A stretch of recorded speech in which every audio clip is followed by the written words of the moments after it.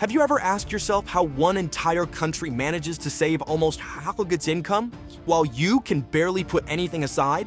Well, grab your chopsticks, because today we are flying all the way to China to expose the financial secrets of 1.4 billion people who made saving feel normal instead of painful.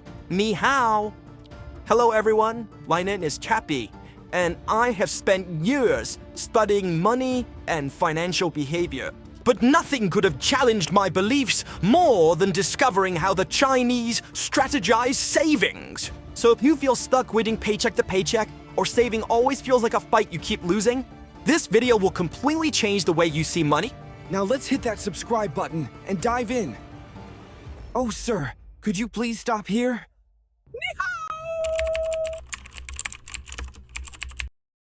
The average Chinese household saves roughly 35 to 40% of its income.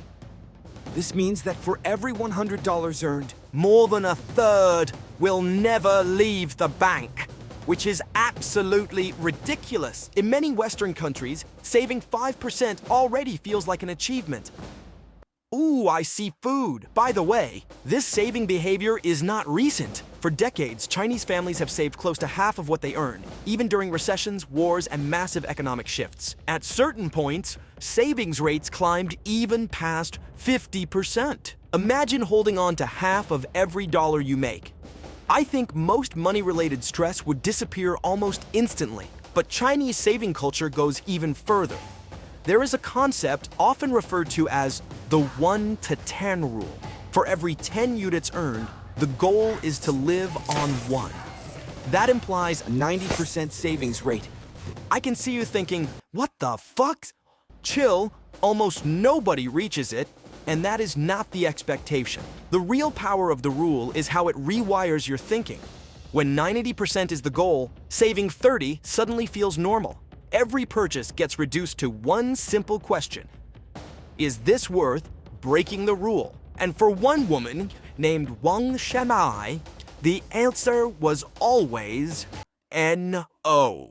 She saved nearly 90% of her income for years and used that discipline to buy multiple apartments. Her story went viral not because it felt impossible, but because it felt familiar. So the real mystery is not whether this works. It is why it feels so foreign everywhere else. Waiter, can I get my starter, please? Beyond the 1 to 10 mindset, Chinese saving culture is built on systems, not self-control. One of the most important of those systems is zero-based budgeting. So at the start of every month, all income is assigned a purpose before a single dollar is spent. Rent has a place. Food has a place. Transportation has a place. The wages they give to their little ones have a Okay, let's not talk about that in this video.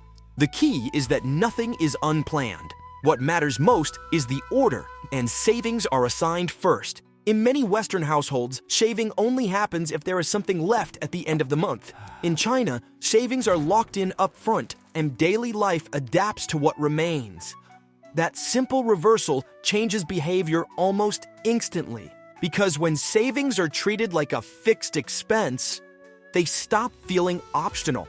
You would not skip rent for something fun, and the same logic applies to money you set aside. And here is where it gets interesting.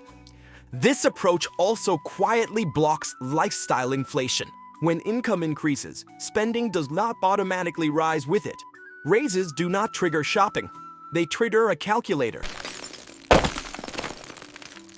And these rules work because they reduce choice. It is built into the structure, and structure always beats intention. But structure alone is not enough, because there is one thing that destroys savings faster than bad habits. You might assume saving this aggressively means never enjoying life, but that is not the case. The difference lies in how Chinese culture separates needs from wants. A phone is a need. The newest model with luxury features is not. The goal is not deprivation, but function. They just buy what solves the problem, not what flatters the ego. When Chinese families spend On something they want rather than need, it must deliver long-term value. Durability matters. Cost per use matters. Every purchase is evaluated over time, not emotion. Delayed gratification plays a major role here. While Western culture encourages instant rewards, Chinese culture values patience. Waiting is normal. Impulse buying is not. You are taking notes? Let's continue with debt. Debt is where the contrast becomes sharp. In China, debt is treated with suspicion. Financing cars or vacations is widely avoided. If you cannot pay cash, the assumption is simple. You cannot afford it, and they cannot drive anyways.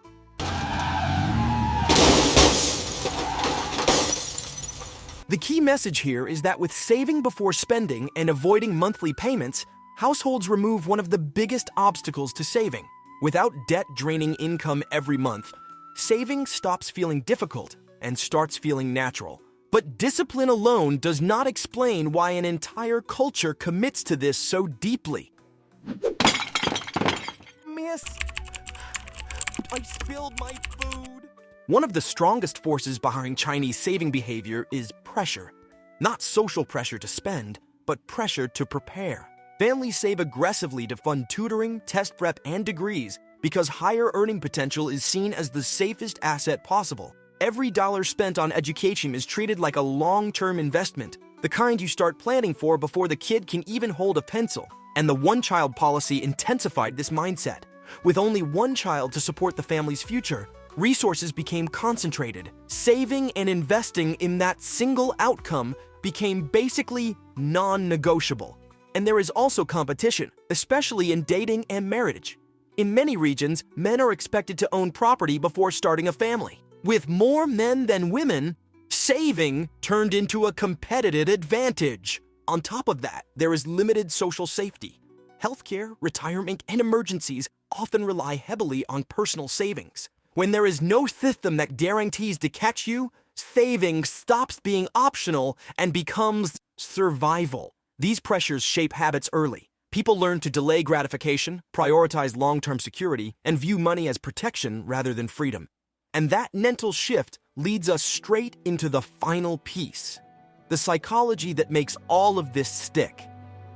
Can I get some tea, please? After all this information, we can say that what truly sets Chinese saving culture apart is psychological. Saving is not framed as deprivation. It is framed as control, peace of mind, and responsibility. Being financially disciplined earns respect. Showing off spending does not.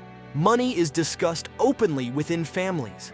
Everyone knows the goals, the numbers, and the sacrifices. This transparency removes anxiety. When nothing is hidden, money stops feeling chaotic and starts feeling manageable. Chinese families also build happiness around low-cost routines. Home-cooked meals, walks, shared turn, and simple hobbies replace expensive entertainment. Joy is not tied to constant consumption, which makes saving sustainable even during hard times. Saving is also treated like a game. Progress is tracked closely. Milestones are celebrated. Watching numbers grow becomes rewarding in itself. So the lesson of today is not to copy China perfectly. It is to change how you frame money. When saving feels like protection instead of punishment, behavior changes naturally. True financial freedom does not come from spending more. It comes from needing less to feel safe. And once you understand that, money finally starts working for you instead of against you.